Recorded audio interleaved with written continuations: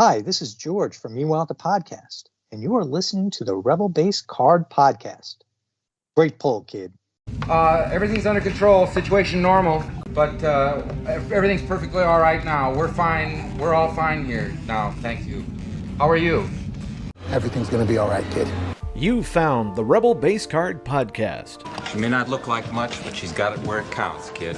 I'm your host, Greg McLaughlin. Have I made a few bad decisions? Sure. We talk about cards, collecting Star Wars, and to people in the Star Wars community. Don't worry, we're gonna meet up with some friends of mine. Look for special episodes called The Breakfast Pack, talking about your favorite Star Wars shows. We will never have a better chance than this. All right, let's get started. Well, perhaps it is time to begin again. Welcome back, or if this is your first episode, welcome aboard. My name is Greg McLaughlin, and this is the Rebel Base Card Podcast. Well, this one's going to be a little different because we're kind of taking a little bit on the road. This is an episode that I know that my guest tonight was excited to talk about, and so was I. And it's a little different. We're talking about the Star Wars CommTech chips that came out, actually 25th year of their birth, because they came out around the same time as the Phantom Menace. But we better know Sal from Puck Junk for his hockey podcast and cards and so forth. We're here actually at the Chicago Sports Spectacular, I say winter show for lack of a better word. I'm been rolling the floor a little bit, but before we went back into the studio and talked CommTech, I did kind of want to talk to Sal about his presence here tonight at the show and a couple of shows he's been at recently.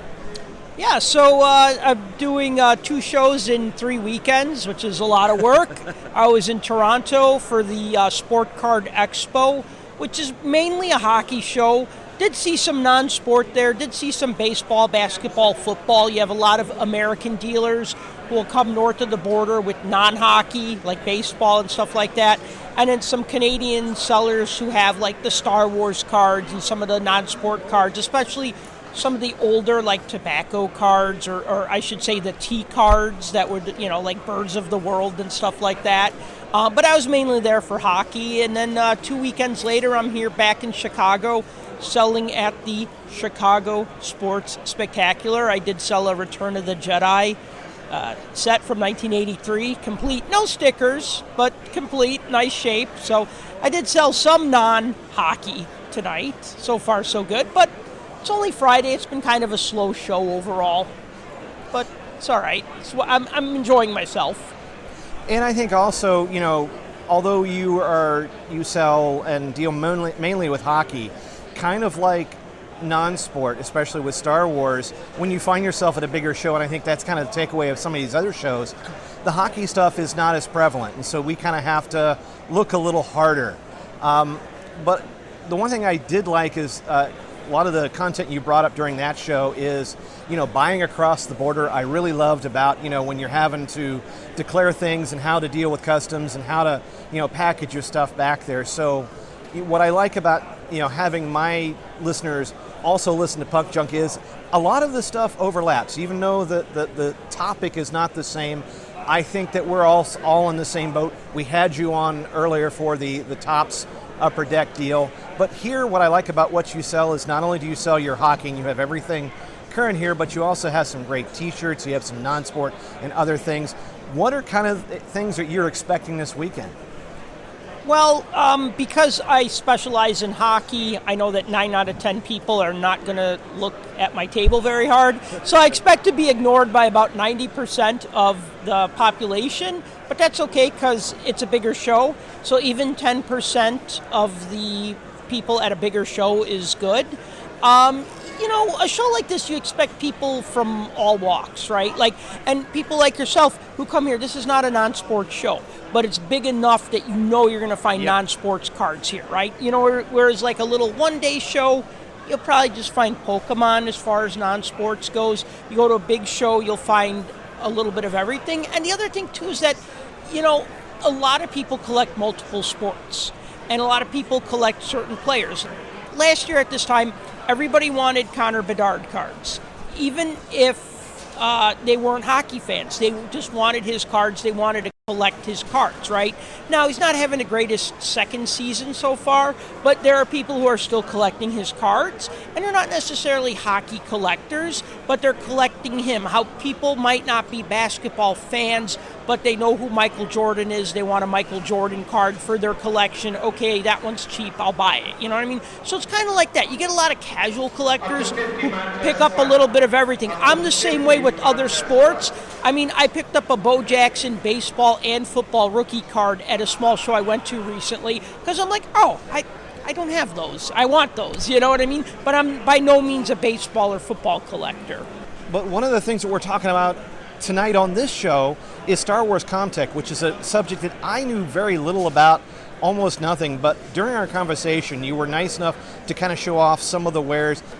But although I don't want to spoil the conversation for those listeners who we're going to get to right here in a few minutes, it's one of those things where you never quite know what someone has or what someone wants to talk about. And so that's the thing about, not only meeting you and talking to you, several times over, seeing you at different shows, but you never quite know what the conversation may lead to. And that's why I'm so excited to get to our CommTech discussion tonight. And because I'm a little tongue-tied here, before we send it back to the studio, any last things? No, I think, we got Skeleton Crew coming out in a couple of weeks, so I'm excited about that. I think Disney needs to keep doing the Star Wars thing, like, if they want to keep subscribers. I don't know why they can't have 2 or 3 or 5 series that, like, not all at the same time, but, can there be too much content? I don't know. I mean, the thing is everything's going to hit somebody differently, right? Like, I heard that Star Wars Visions series, or season 3 is announced, right? And that for me was hit or miss. Like, I watched an episode, I go, oh, that was cool. I watched another one, I go, that wasn't so good. And I watched another, you know what I mean? So some people thought it was the best. I thought it was just okay. Now, I like the Tales of the Jedi. I thought that was awesome. I don't know anybody who doesn't think it was awesome, right? But that's the thing. Like, what's the most recent series that they had? The Acolyte?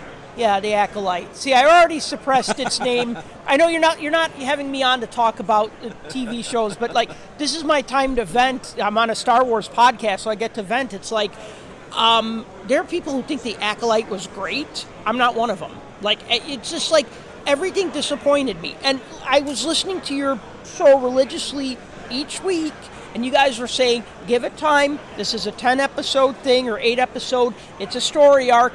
The payoff is going to be at the end, maybe, hopefully, right? And it just wasn't there for me. So No, and that's fine. And that's also why it's like, the nice thing of having a lot of folks on is, like, sometimes things hit, sometimes things doesn't. But one thing that is going to hit is the nostalgia feels when we kick it into our discussion on CommTech. So you and I are both going to, like, magically move from the floor of the Chicago Sports Spectacular into the studio, and we're going to continue our discussion right after this. Hi, this is David Motters. And I'm Aaron Harris of Star Wars Reaction Podcast. And you're listening to the Rebel Base Card Podcast. Great pull, kid. We're in attack position now, sir. Hold here. We're not going to attack. I have my orders from the Emperor himself. He has something special planned for them. We only need to keep him from escaping.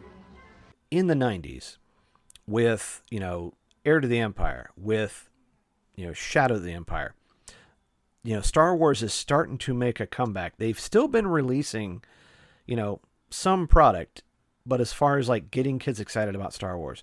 But can you kind of tell me, what was it about the action figures that were pulling you in the 90s, and why were you collecting them? So I was actually into the Star Wars figures from the 70s and 80s as well. And I remember, like, even when I outgrew my Star Wars toys, I still kept them. As I moved on from, like, Star Wars to Transformers and G.I. Joe, He-Man, Ninja Turtles, and then there's that little brief window where I'm like, I'm too old to play with toys. I'm 14 or 13 or whatever, right? So I outgrew it, and then there was kind of like this turning point where I started becoming a toy collector, where I was just like, well, I don't want to play with the toys, but I still want to collect them because they're cool. And then what I was doing in the early 90s was I was buying up collections off of guys that were a couple of years older than me because I was in high school. I had a job, had a little bit of disposable income. My first job was in a comic book store of all places. So, when Dark Empire came out, I remember when my boss said, "Oh, are you going to read the new Star Wars comic?" I'm like, "New Star Wars comic? What?" "Oh, yeah. Dark Horse is putting out a Star Wars comic." I'm like, "Oh my God, no way," right? So that got me back into thinking about Star Wars.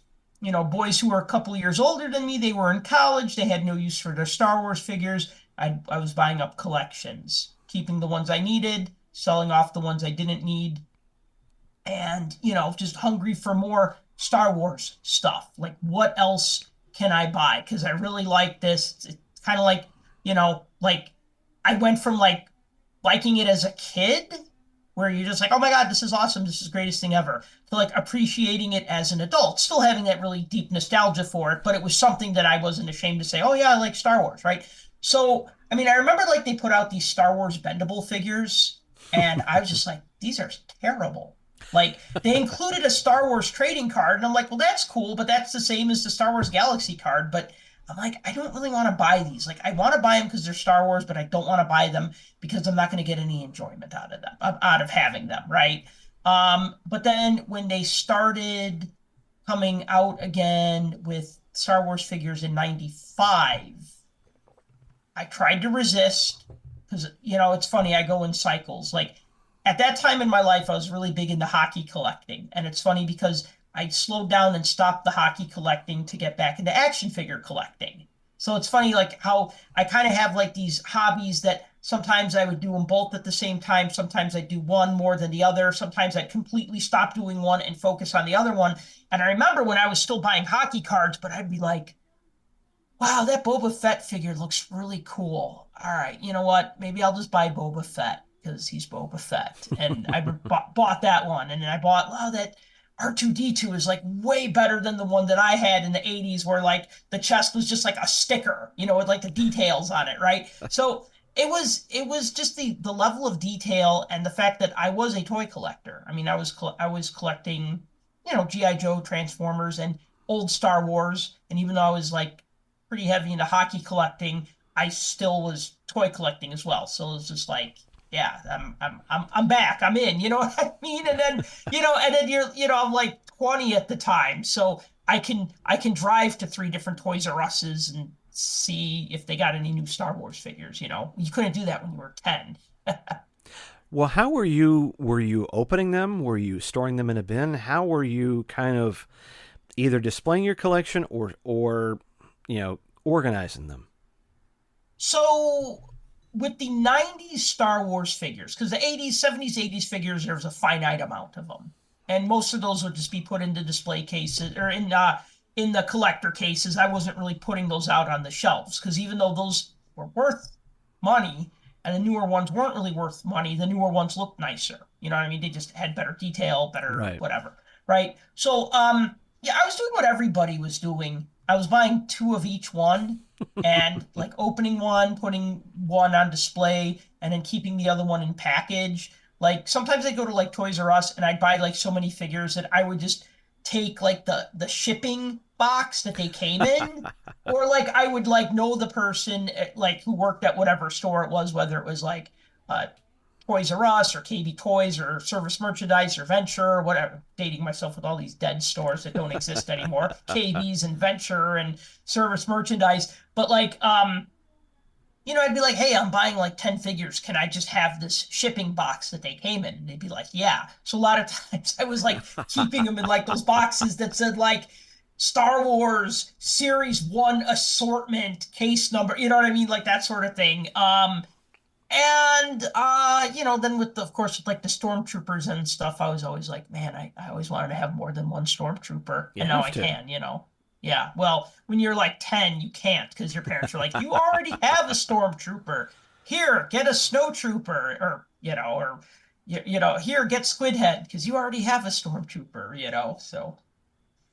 And what, like, I think you were referring to maybe the Bendums, but then, yeah, you have with Power of the Force and some of the other lines. And like I said, I can't really speak to too much, but I do notice that they're inserting different items with or accessories with the figure.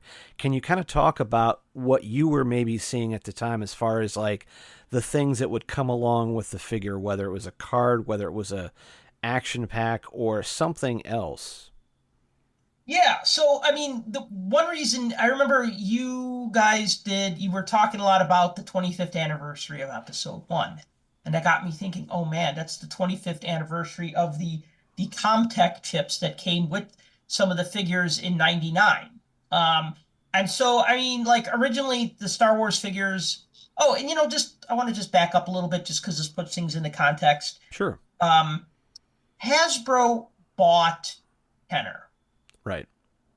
So, but there was like a mixing of the employees, right? And remember, G.I. Joe and Star Wars were competing brands from competing companies. Because the Star Wars figure from the 70s was so popular and it was only 3 3/4 inches tall, when G.I. Joe came out in 82, it was reimagined as that same scale, 3 3/4 of an inch, right? So these were competing brands, right?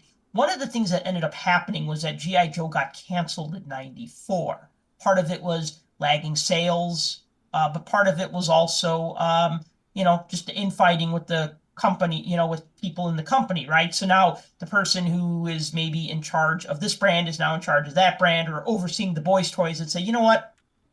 Nah, we're canceling G.I. Joe, right? So there was kind of a vacuum there. And then Star Wars comes out a year later, right? And I don't think these things are coincidental because, because it was the same scale and it was the same demographic, whether it was, 7, 8, 10-year-old kids who wanted action figures and vehicles and play sets, or if it was adult collectors who wanted something that they were nostalgic about, right? So, in a way, it was kind of like there was like this vacuum left when like G.I. Joe got canceled.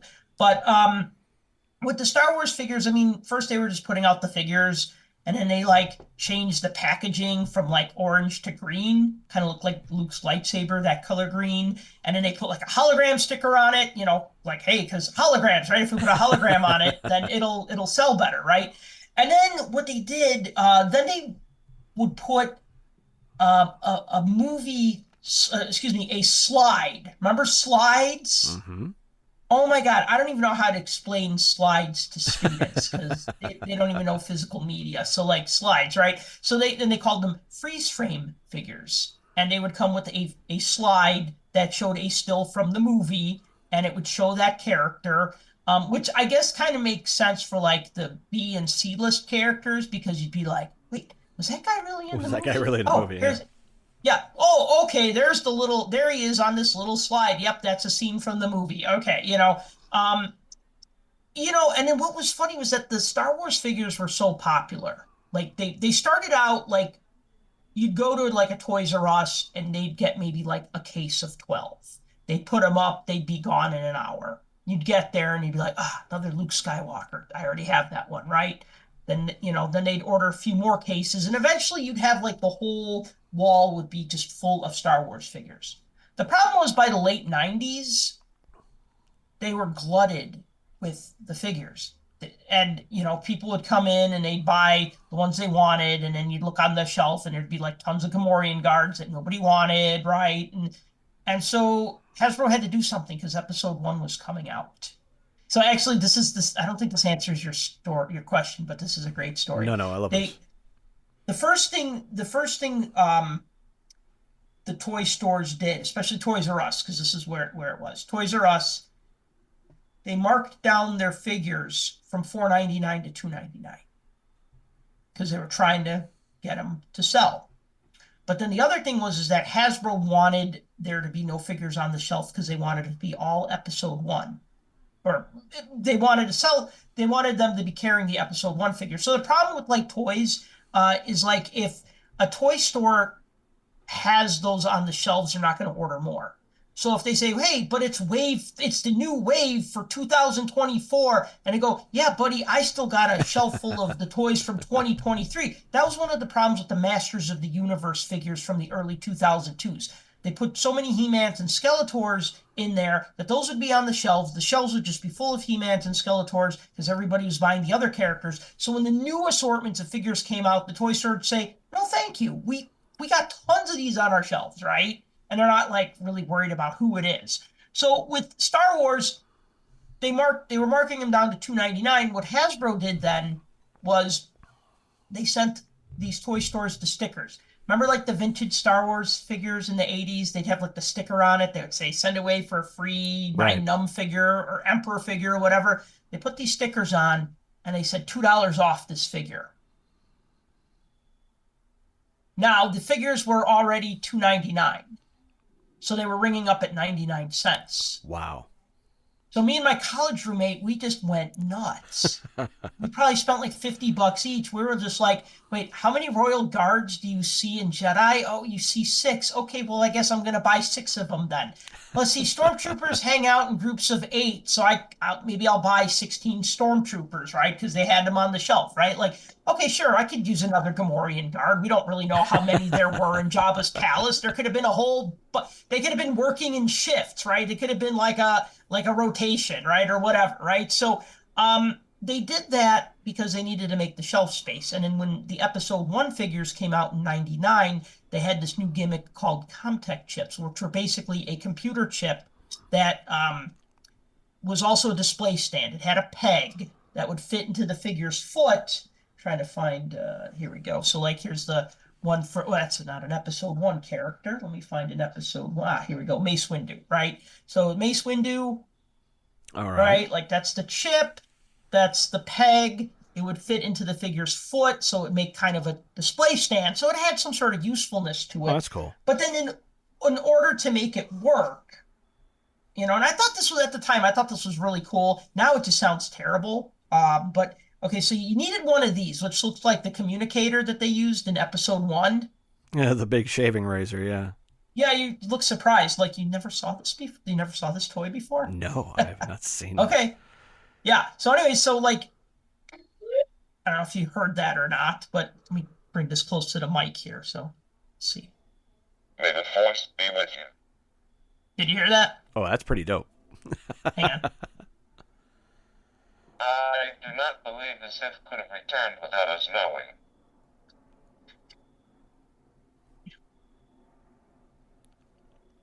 We will discover the identity of your attacker. Right. So that's one thing. And then another thing was that like you could store the sounds in here. So this had some memory in it. So if you swiped it and you pressed a button, it would play that sound. So like you could store them and play them back later. It also had like blast sounds, but let's see. No, that one doesn't have a sound yet. No, that one doesn't either. And that is not a small device. This is like, it kind of reminds you of like those the thick, those almost what those sidekick phones. Yeah, this is like a big, but this is like a big cell phone size. But then the other thing too is that like certain chips would interact with each other. So like the Luke Skywalker chip. We're going in full throttle. Wait, try this one.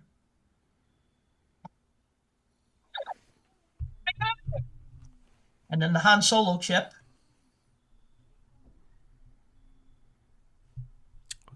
While you're doing that, I'm going on eBay looking for one of those.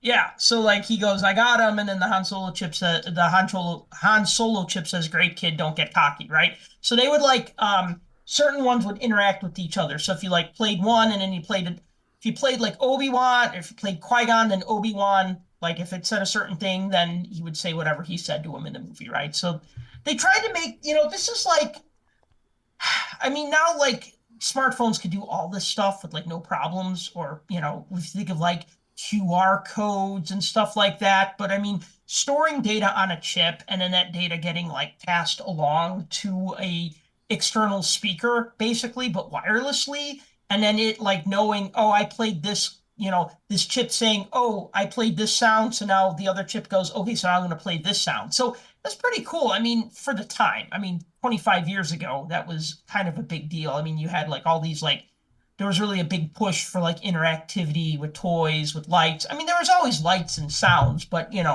anything like computer, if they could add a computer chip to do something novel. So that's kind of like what they did. And they did that with like, I want to say about 50 different episode 1 figures had the CommTech chip. Wow. And then they also included them with the, they also issued like 9 figures from the original trilogy that also made sounds, like that Han and that Luke. I mean, here's one of Greedo. Let's see if we can get it to play.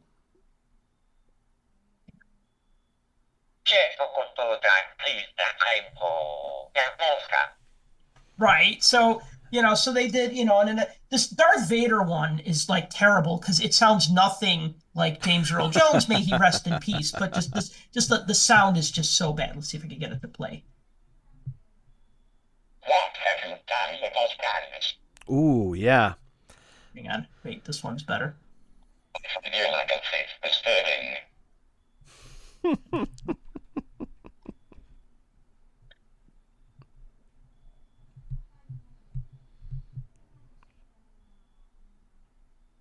Yeah. So anyway,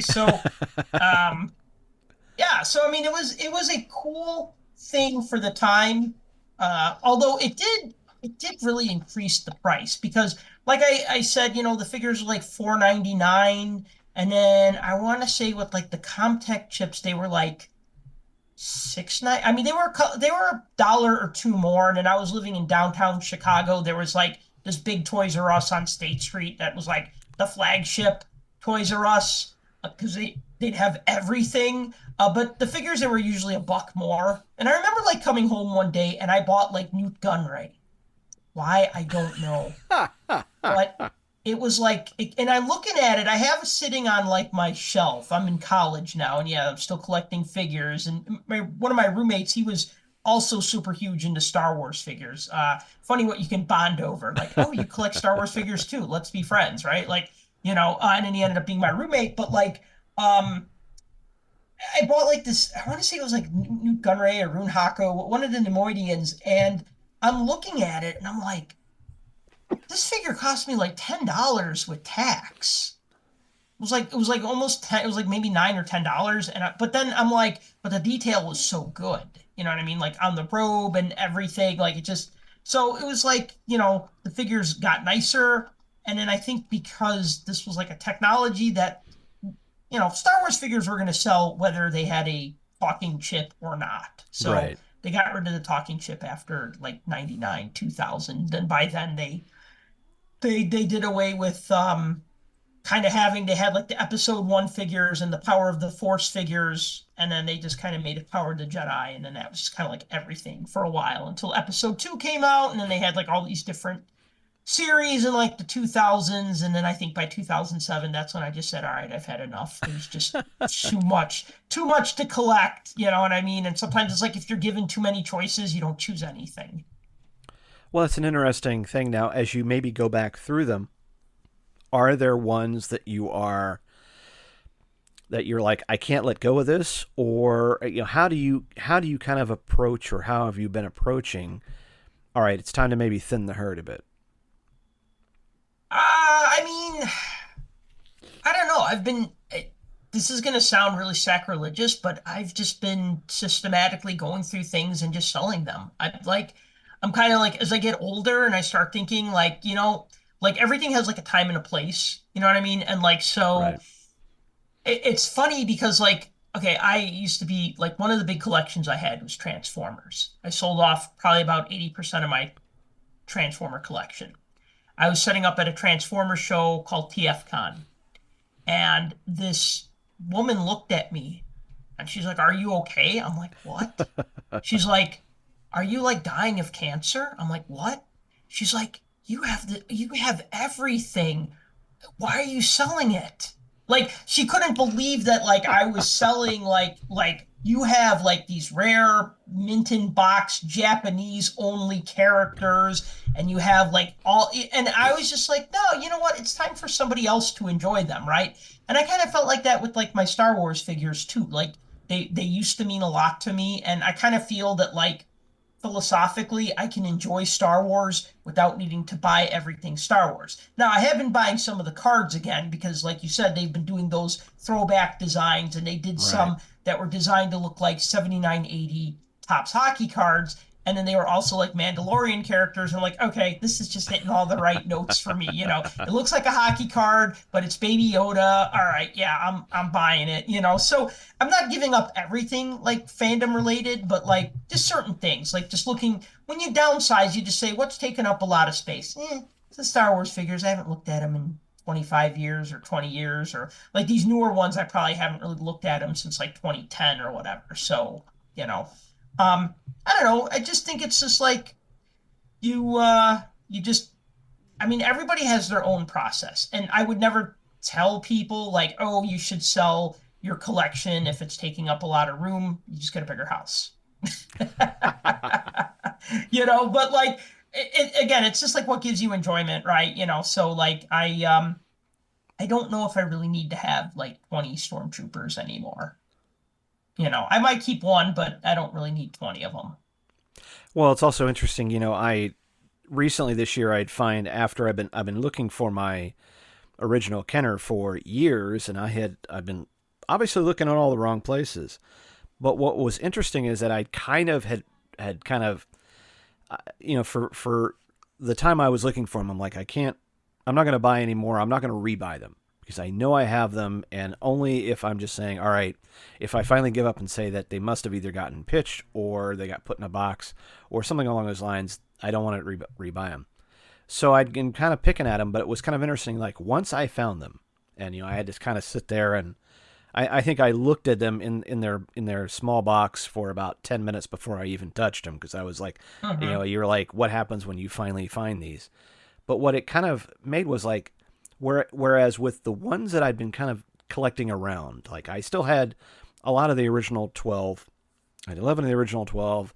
I had a smattering through Empire Strikes Back, and by the time, Return of the Jedi, I didn't have so many because I was a little older getting into other things. But I liked, at the time I was focusing on the expanded ones that had, Walrus Man, Greedo, R5-D4, Death Star droid.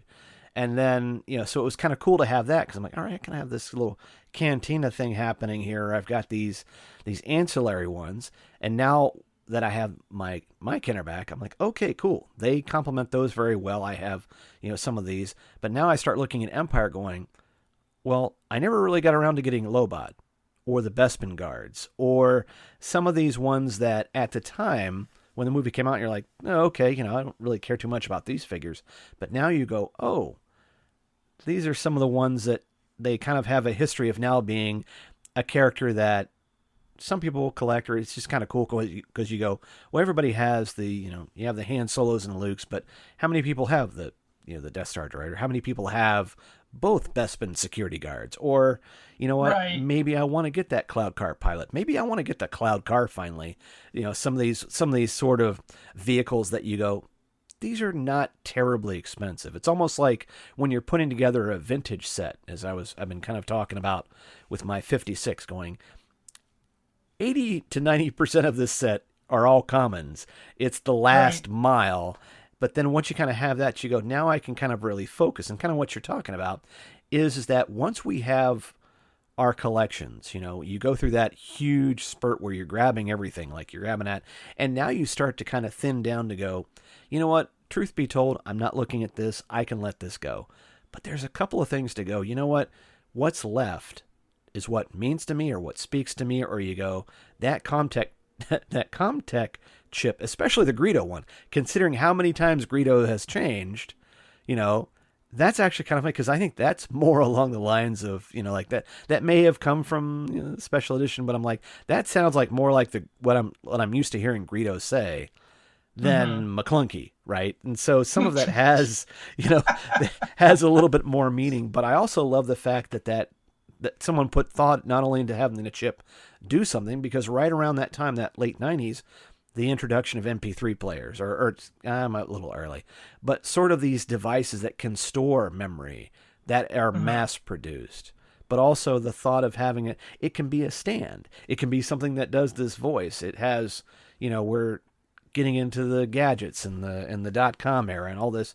So it's very much of its time. And I would think that even as a collectible, the Com Reader actually is kind of cool because it's big, but it's not super huge. It's not like, who wouldn't love to have the Lego Millennium Falcon, except to have to explain to the spouse, all right, where are we putting the Lego Millennium Falcon?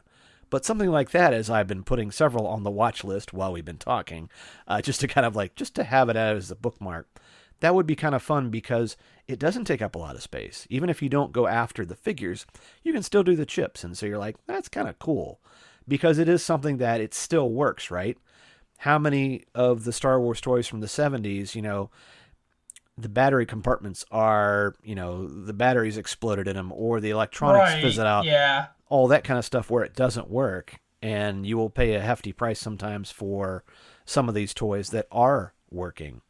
Here's something that isn't that expensive, but as we get back into the 25th anniversary of the Phantom Menace, you go, well, that's actually kind of cool, and it's of its time, and now it's passed through the point where everybody, you see the scene of the, you were probably behind the guy that was in the video that walking out with 5 Darth Mauls going, hey, this is going to pay for my college, and you're like, maybe, and you're walking out with, but you get, you have those memories of that, but also, even though it's not maybe worth a lot, it's still pretty cool to have them all in package.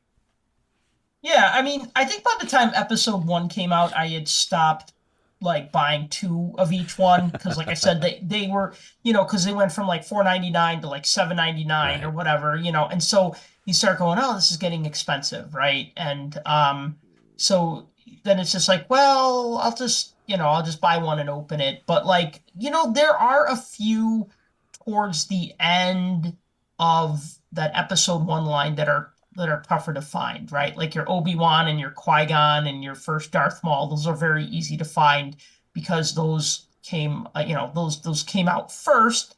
They're, the most popular characters. They probably made a lot of them. But then when you look at someone like C.O. Bibble and he's $30 and you're like, really? Or TC-14 and you're like, wait, that protocol droid that you see for 5 seconds at the start of episode 1 is a $25 figure? What? You know what I mean? And the rest of them you can't I don't say you can't give them away, but what's most of them are $5-10 and you got some that are $30. I mean, I remember the Admiral Mahdi figure was very hard to find.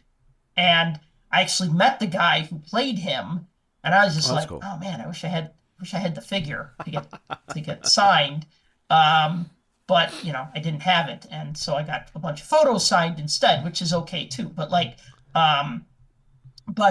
yeah, it's you'll find some of them are a little harder to get than others, but everything was just made so, made in so many big, just massive quantities. Another interesting thing, because if I remember this correctly, so I'll have to fact check this later, but the episode 1 figures that were sold overseas because the CommTech chips were in English. They don't speak English. Instead of the CommTech chip, those figures came with a battle droid. Instead. Interesting. I'm gonna find one on eBay right now while you talk because I'm convinced I remember seeing this instead of the chip, it came with another battle droid. It's funny you had mentioned C.O. Bibble because I had done a Star Wars Finest 2022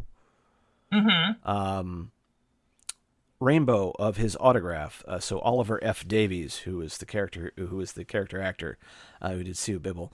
It was one of those where I had found that the autographs, of course, it's, we're still in the midst of COVID and it's really hard to get some of the product and, the boxes are going for crazy. So I always kind of sometimes look for cheap autos just to see, and found a really good deal on one of his autographs and then decided to kind of chase the rainbow. And I got everyone except the one of one. I've got, one of the rest, but it is a way that you can collect it a little differently, but still have some fun, right? And as you're saying, it's how come TC-14 is so much more expensive than Darth Maul, although by screen time or character love, but it is sometimes these you can have as much fun with this as you want, and kind of tying back to, discussing, the Upper Deck and all these different deals, and as a hockey card collector,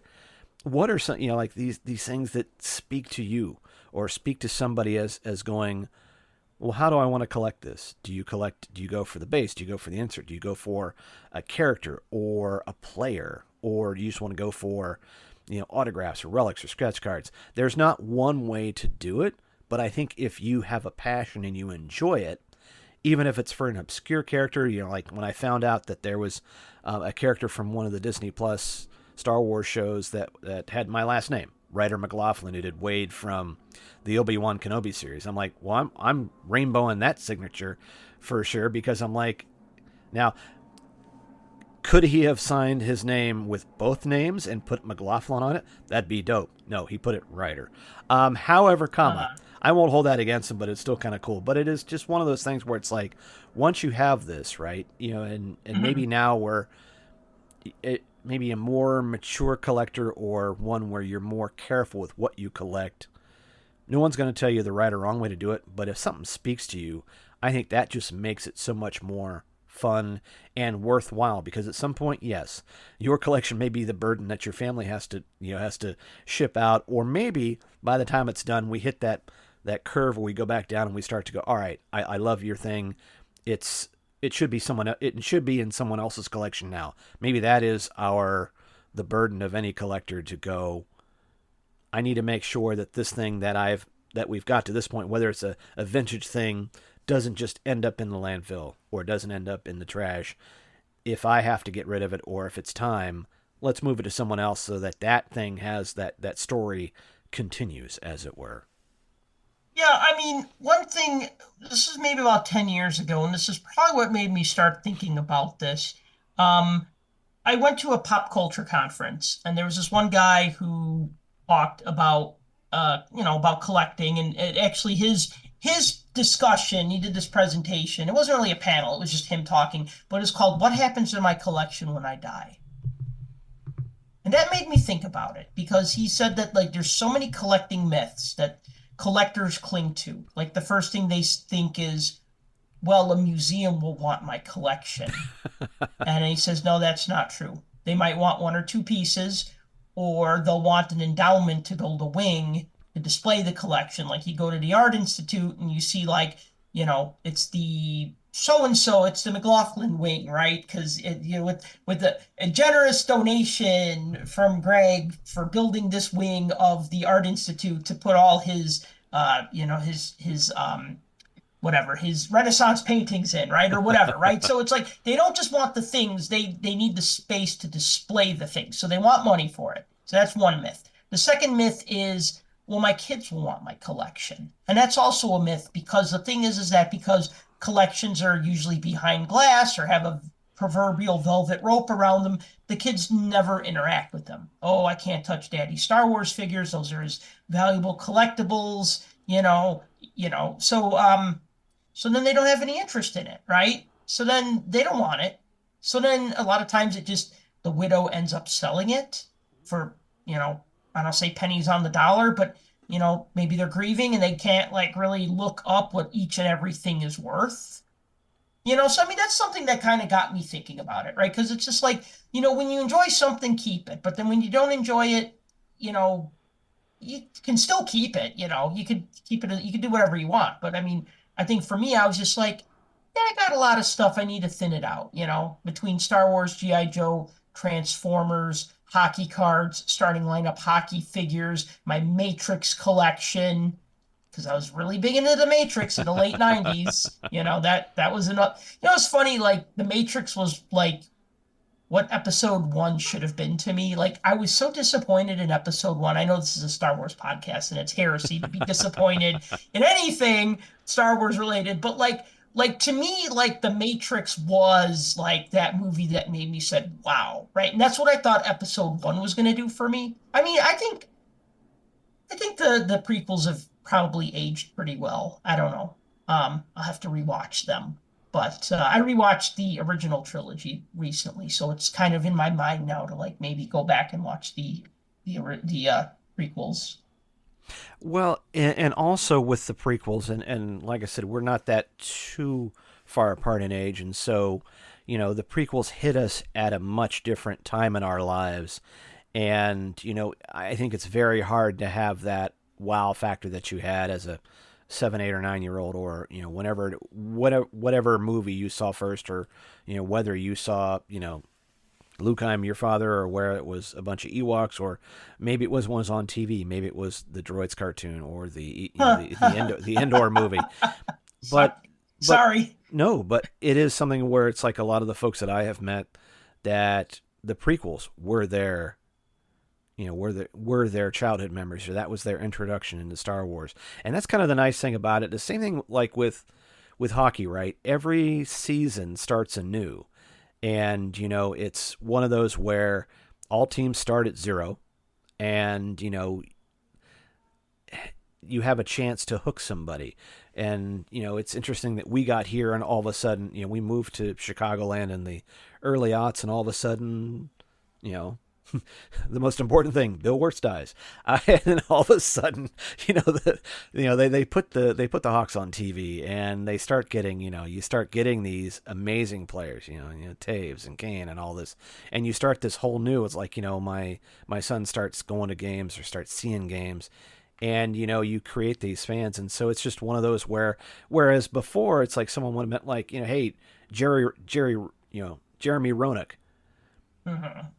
Huge player at the time for a like a certain generation of Hawks fans. And then when I talked to my son about Jeremy Roenick, who, it's just one of those where sometimes these players come along, and now you have an opportunity again with, Connor Bedard to go, hey, it's time to hook, like some of these kids now, this may be their introduction to Blackhawks or hockey. And subsequently, I want a Connor Bedard card. I can see it, and maybe, it's something where maybe he shows up on an MVP set, or maybe, where they're lucky enough where you see it on the shelves, unlike Star Wars, and in some cases, Marvel, where it was hard to see some of the stuffs on the shelves at Target and Walmart. You are seeing some Upper Deck hockey. Well, hey, I'd like to see if I could get that. And so I think each of these releases, whether it's Star Wars, whether it's hockey, has the potential to go to create new fans. And whether it's, like I said, MVP may be just kind of like hoops, or like, franchise going, it's a fairly common set, but hopefully there's a chance for a younger collector to go, that's pretty cool. And that's their introduction. Or someone coming back into the hobby like they did during COVID and go, oh, wow. Like, even like for me, like going on ePack, and, you get your free pack of the day. And that was my introduction to MVP, because it was just one of the options. I'm like, all right, I'll try one of those. I'm like, oh, those are kind of cool. And I like the design of it, but I don't know anything about it. And you find, oh, okay, that's fine. They're digital only, but what's nice is they're not taking up any space in my collection. But I can kind of see the different cards, and then all of a sudden I'll get a trade offer from somebody going, oh, okay, I don't really know that goalie or care about that goalie, but if that means something to you, cool, I'm glad I had it. And the person who canceled my potential Marvel trade the other day, well, you had a duplicate, I had a duplicate. I don't know why we could have worked it out, but there you go. But it's just one of those things where it's like, sometimes the stuff is a mystery, but at any rate. I sent you a link. You could 2 links if you want to click on them.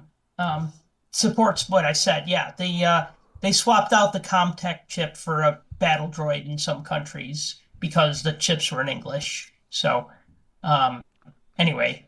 Oh, wow. Just think that's kind of interesting. Yeah, so like instant troop builder, right? You buy a figure and then you get because they were like, well, we still want to charge this much money for them, but we can't really put in a chip that, where the character talks in English, right? Because it was, if you look at the back of the packaging, there's like 5 different languages on it, right? So they're not going to put 5 different languages on a chip. So it's just easier just to throw in a low-end battle droid figure that doesn't even look like it's been, doesn't really look like it has that much paint apps on it.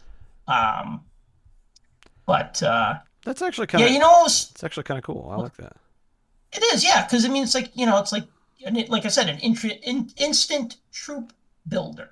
I remember like so like in college, so my roommates, we were all film majors and we were all kind of geeky about the same stuff. And one of them, his parents had a Sam's Club membership, and he was able to get episode one figures before the rest of us because they were selling like an exclusive 3-pack of the figures at Sam's Club. So he like brought them back to the dorms. They were like, oh my God, the new Obi-Wan. Oh my God, Qui-Gon. Oh my God. I forgot. I think the third one was Darth Maul, but it was just like crazy. You know what I mean? Like to get those, like he got those before everybody else did because, they kind of had an exclusive before they hit the Toys R Us stores. Oh, that's funny. Well, Sal, as we kind of bring it to a close, and I would say that for me, it was worth the wait because I did not know a lot about these. I'm like, now when I see a lot of the figures that came out, when I was out of the country, and you see that sometimes they all kind of blend together, and you're going, well, some of them have coins, some of them have slides, some of them have cards, some of them have these chips and things in them. It starts to kind of put these things in order, and it's kind of funny that at the time no one's writing this stuff down or no one's logging this. It's just, that just happens to be what's on there. And a lot of times the toy retailers is just like, like you were talking about, I don't need to order more toys because I've still got all these on the shelf, and they don't really discern a difference. But it is kind of funny to look back now at a period where it's not necessarily one that a lot of folks are really focusing on, right? The vintage is all the rage, or if you're into new, you're into the Black Series, this or that, and you see a lot of folks who do army build, and they have display cases through. But I love the fact that even as we're talking about with the 25th anniversary of the Phantom Menace, that it's kind of nice to revisit this kind of era of Star Wars and Star Wars toys, that they were trying some cool stuff and it was generating. There was interest out there. Otherwise, they wouldn't have made them to begin with. So that they were obviously popular enough for Hasbro to keep making them. Will they put your child through college? No. But it is something that if you are looking to kind of dip your toe back in, or you're going, I wouldn't mind having an Obi-Wan and a battle droid. It's an interesting place to kind of look. I think if you haven't done an article on this, maybe not for Punk Junk, but maybe you put it up for like a Substack, or maybe you do your own video or podcast on it. I think this would be a nice resource for collectors to kind of go, hey, look, I may not know a lot, but I know that Sal Barry knows. At any rate, but I did want to say as we kind of reach our kind of a close, and we have really kind of taken you to task. We've made you talk about a lot of stuff on the program, and I want to thank you. But where and when can people kind of like see your stuff, read your stuff, or hear your stuff? Okay, so I'm basically on all the social medias at Puck Junk, PUCK, Puck as in like a hockey puck, and junk because that's what my mom used to call all this stuff, junk. So I just like the way it sounded, so I put them together. And so you could find me on X, Twitter, Instagram, what's the other one? TikTok. I got a YouTube channel. You can look for Puck Junk on that. I got a Facebook collectors group. Got a Puck Junk podcast, which you could find on all the different podcast providers. And then there's my blog, puckjunk.com, which again, it's a hockey blog. So you're not into hockey, that's okay. But still follow me on social media because I'll just tweet out like fun pop culture stuff. I don't just only talk about hockey on social media, especially on Twitter. I'll just, like to just converse about this cool stuff. I also follow a couple of like action figure collectors and like interact with them. So really it's kind of like where like all my different hobbies I'll kind of talk about there. But find me on Twitter, Instagram, find me on TikTok, YouTube, Facebook, all the things. And we'll also probably be seeing you at upcoming Chicago Sports Spectaculars. And are you, I'm assuming because the Nationals back in Chicago in 2025, we will be seeing you there, correct? Yeah, the Nationals is going to be in Chicago in 25, 26, and 27. Oh, we'll be seeing you. No joke. Yeah. So I'll be there, and I always do the Chicago Sports Spectacular. I also do the Chicago Toy Show, which is in Kane County. I do that in October. got a show coming up at the end of October, and then I do the one in April, and then I do the one in July. So they have it 3 times a year. So I'm pretty findable in places. Excellent. Sal, it was a pleasure to get a chance to have a little more of a sit down than we normally do. I enjoyed this, and I hope you did too. And I hope some of our viewers out there and listeners got a lot. You really bring a lot to the table, and I love what you and Clemente and Tim do. I really like Puck Junk, and it's a fun podcast to listen to, and you guys do a lot of good reporting on the hobby. Well, thank you. I appreciate that. And look, we got 13 weeks left in 2024, so we're running out of time if we're going to do that 40th anniversary of the Planet of the Hoojibs story. That was the listen and read record. We're running out of time. That it's the 40th anniversary of that epic story. We don't have much time left to talk about it, because then it'll be the 41st anniversary next year, and no one will care then. Well, I'll definitely take you up on that. Can I offer you a libation to celebrate the closing of our shared narrative? This is Mark Mulcaster from Fan4Tracks, and you are listening to the Rebel Base Card Podcast. She may not look like much, but she's got it where it counts. See that we're right back where we started from, Sal, so you're going to help me close it out here. I just wanted to say thank you very much for coming on. It was a blast learning about it. I actually even had one of these chips I got from Celebration. I didn't even know. Oh, yeah. I got it as a piece of swag. But now it's not going to be my last one. So I've got this, plus the one I've got packaged in there. But just to say thank you very much, Sal, for coming on. You already gave the way people can find you. I'm going to go kick it to Card Squadron to get us out of here. And we'll talk to you guys soon. The Rebel Base Card Podcast focuses on cards, collecting, and the Star Wars community, and appreciates you coming along for the ride. If you have any feedback for this episode, you can reach out to the program in a number of ways. You can leave a comment on the Instagram post for this episode. You can also DM Greg on Instagram @RebelBaseCard. Make sure to also follow the Rebel Base Card on Twitter and Facebook @RebelBaseCard. If you want, you can send an email to greg@rebelbasecard.com. And you can find show notes for this and all episodes on the website rebelbasecard.com. In the Star Wars Card Trader app, and just about every other one, you can find Greg @CornFedTech. The Rebel Base Card uses the hashtag Card Squadron as a way to alert friends about cool cards and recent drops in the galaxy far, far away. It's a great way to bring our community a little bit closer together and help one another finish our sets in time. We collect, communicate, and commiserate. Well, at least when we run out of credits or crystals to spend on our digital collections.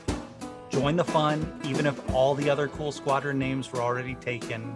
And remember, we collect as one, and would be honored if you join us. And if you are a sketch card artist, or Star Wars artist or collector, cosplayer, and want to talk about your work, your craft or passion, drop Greg a line. I'm sure he'd love to hear your story.